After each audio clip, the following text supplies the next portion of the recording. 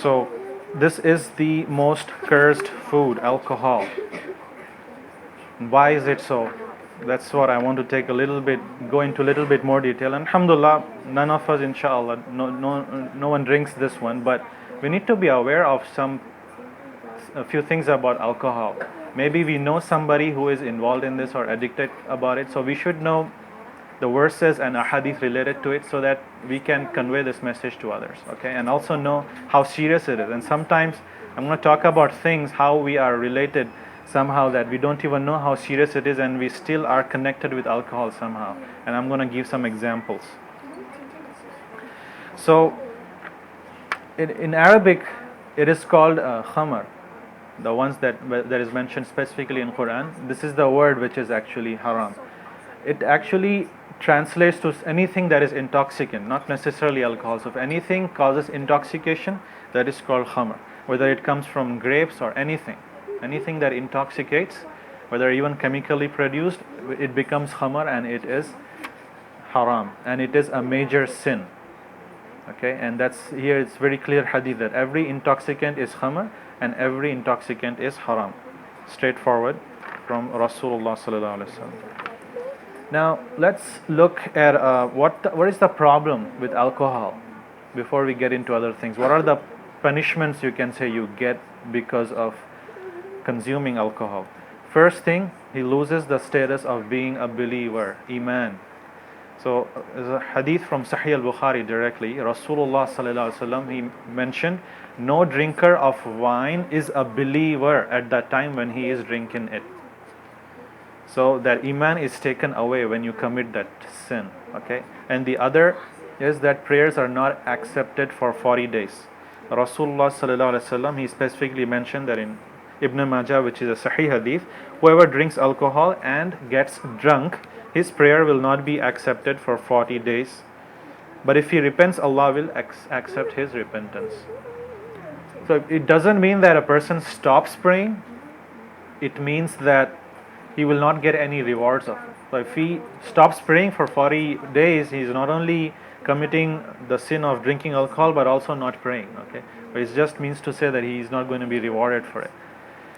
And during Islamic Caliphate, when Muslims used to be the Khalifa, used to rule the country, there used to be capital punishment for this one. So if somebody was caught drinking in public, he would be flogged with lashes. And Rasulullah sallallahu alaihi wasallam did that. It's mentioned in Sahih Muslim that a person was slashed 40 times with a branch from a palm tree. That was how they used to teach this person a lesson so that he doesn't do it, because when you do that, make that punishment on that person, he will feel shy to do that same sin again. And Umar radiallahu anhu, he increased it to 80 lashes. So that during his time, that was the common thing. Yes, brother. And deprived of wine in Jannah, the one that we just saw in the drinks covered in Quran, this person will not be given to drink in Jannah. So Rasulullah sallallahu alaihi wasallam, he said in Sahih Muslim, whoever drinks wine in this world and dies and having persisted in drinking and not having repented, will never drink it in the hereafter. Okay, and this wine of paradise, it is free from any filth, any impurities. Okay, and this is actually mentioned in this verse in Surah Safat 37, in verse number 45. Allah subhanahu wa ta'ala said that round them will be passed a cup of pure wine. Round them will be passed a cup of pure wine, white, delicious to the drinkers. Neither will they have any kind of ghol, that is like a headache or all those side effects that happens from alcohol, and from that nor will they suffer intoxication. So they will still enjoy it and not get intoxicated. Okay, so that's the wine of Jannah. Punishment in the hell. SubhanAllah, this is the most scary part. Rasulullah sallallahu alaihi wasallam, he mentioned in Sahih Muslim, he said that Allah has made a covenant, a pledge to those who drink alcohol, that He will make them drink tinat al-khabal. He used that word. So the Sahabi radiallahu anhu, they asked, "Oh, Ya Rasulullah, what is this tinat al-khabal. He said that this is the sweat of the people of hell. Sweat of the people of hell. They will be made to drink it. And in another hadith, he mentioned that he will, if he dies in that state, he will go to hell. That's in Ibn Majah, unless he repents. So this is a serious thing. And this is the hadith that you should always remember. Always remember. I have never seen such a food mentioned in such a way by Rasulullah sallallahu alaihi wasallam. He said about this that it's a hadith in At-Tirmidhi, it's a Sahih hadith. He said that there are 10 people regarding alcohol who will be cursed. The one who squeezes it, a worker or anybody in order to make a wine, the person who knows that it's going to be for wine and he squeezes that, he will be cursed. And the one for whom it is squeezed, whether a businessman or any person for who wants that khamar, he is cursed. And the one who drinks, the actual drinker of this wine, and the one who carries it, transportation. So if you are a car driver or a truck driver and you're carrying alcohol, you are cursed, same as the other 3 people before it. Yes, brother? What if you work in a store? Yeah, we're going to talk about it. The one to whom it is carried, the master, for example, or whoever you're serving to, that person is also cursed. And the one who pours it, a servant who helps, a servant might not drink, but he is helping it pour, a bartender or anything. And the one who sells it, So Rasulullah sallallahu alaihi wasallam forbade the price of alcohol. We're going to talk a little bit more about it in another slide. And the one who consumes its price. So businessman, again, if he is taking the money, it is haram. And he is not only haram, but he is going to be cursed. And the one who buys it, and the one for whom it is bought. Okay, all these 10. So one thing to notice here is that Rasulullah sallallahu alaihi wasallam could have just said khamar is haram, just stay away from it. He doesn't have to mention all this. It is sufficient, but he's saying that it is such a serious thing, you have to talk a little bit more in detail about this. So this is very serious. So especially in the place where we live in here today, it's so common that that's why we have to be very careful about things related to it. Okay. So let's talk about what the issues that we usually have in societies because of this. So there is a clear verse from Surah Al-Baqarah itself. Allah subhanahu wa ta'ala himself said that in them is a great sin, but some benefits, but sin is greater than their benefit. So people might say, hey, it's very good, we enjoy, it feels good, and it's like also a medicine, it cures your cough, it increases appetite, all those things. But Allah subhanahu wa ta'ala said that sin is greater than the benefit, so completely stay away from it. So it's haram. And Rasulullah sallallahu alaihi wasallam, he mentioned this in a Hasan hadith that it is a mother of all evils. Everything stems from this. Okay, so and it is the greater of major sins. That's what the hadith mentions, the greatest of the major sins. And it is a tool of shaitan. Allah subhanahu wa ta'ala mentions in Surah Al-Ma'idah that he wants to excite enmity and hatred between you with intoxicants and gambling, and hinder you from the remembrance of Allah and from as-salah. So will you not then abstain? So this particular alcohol, shaitan gets 2 in 1 here. He wants to do 2 things. He wants to damage relationship with Allah by not making him remember, and also causing damage relationship with others. He causes enmity and hatred among people. So he gets both the things with this one thing. Okay, and also the addiction. It's not so, everybody knows this, that a drunkard becomes a slave to alcohol. It has this thing in it it causes people to come back again and drink it as much as he can and satisfy himself. And it destroys minds as well. And in fact, the study that was done, that they took all the car accidents that happened just in USA, and they concluded that half of all car accidents, it has to do with alcohol. Half of them, more than half of them, it caused because of alcohol. And it also decreases productivity. You are not 100% when you drink alcohol. And also the crimes that are committed, the World Health Organization clearly mentioned that how many crimes are committed. The 85% of murders attributed to alcohol, and the crimes against women also. They said that 50% of them are carried under the influence of alcohol. Okay, and effect on health. It's very common. It has effect on abdominal pain, your liver, or even the headaches that can happen from it. These are all medically proven facts. So let's talk a little bit about the fiqh of alcohol itself in a little bit detail. So, can we sell alcohol? Obviously not, because we mentioned the 10 cursed people, right? It is haram to sell. But can we sell it to a non-Muslim? Well, I'm not helping a Muslim drink it. Non-Muslim either way is going to drink it. If he doesn't buy from me, he's going to buy from somewhere else. So can I not sell to him? So Rasulullah sallallahu alaihi wasallam in Sahih al-Bukhari specifically mentioned this one. He said, Allah has forbidden the sale of alcohol, the sale of dead meat, the pork, and also idols, statues. He has prohibited that. Okay. Can you buy alcohol for others? For your neighbor, for example.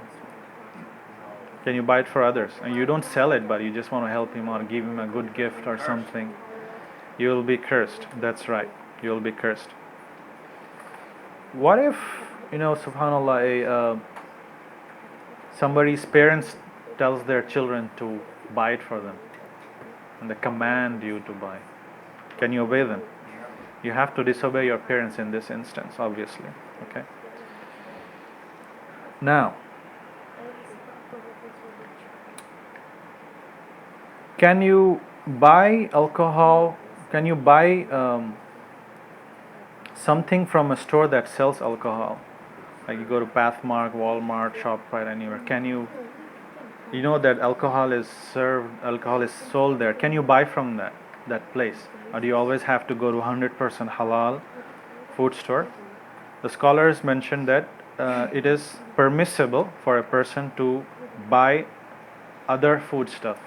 Obviously, Muslims are not going to buy alcohol, but it is permissible. The evidence that they give is that Rasulullah sallallahu alaihi wasallam used to buy from the Jews in Medina, and he knew very well that they used to consume riba unlawfully, right? And that was common practice among the Jews.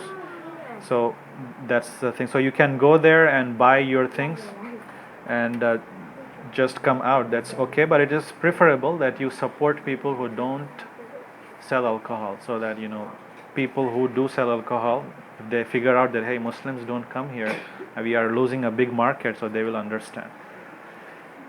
Okay. The other thing, working at a store where alcohol is sold, the scholars said that no, you cannot work in a place where alcohol is sold. You will be having in your hand beer, and you're going to scan it for that customer, and you're going to receive the price of that alcohol that will be under that category again, that you are promoting, helping, selling alcohol, and you will be part of that curse.